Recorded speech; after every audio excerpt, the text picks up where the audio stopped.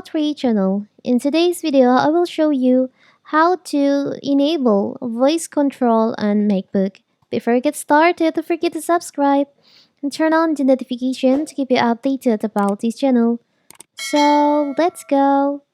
With voice control in macOS, user can use speech commands to control their devices. The feature has been designed for those folks with limited agility, mobility, and other conditions available on iPhone, iPad, and Mac.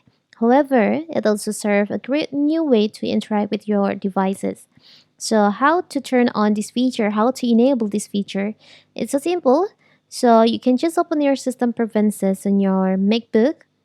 From here, you can go to your accessibility, click on accessibility. You can just scroll down and you'll find there is an option voice control on the motor section. Just click on that.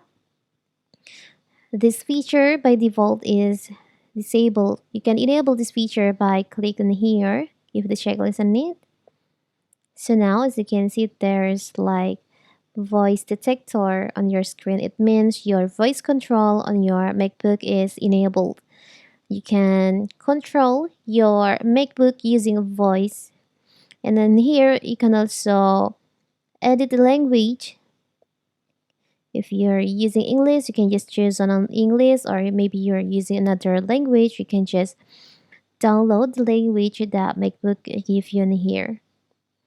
And in here you can just choose if you're using extra microphone, or you can just click on automatic, so MacBook will be recognized if you're using microphone or from MacBook mic. You can also choose the overlay in here. You can show hints, you can play song when command is recognized.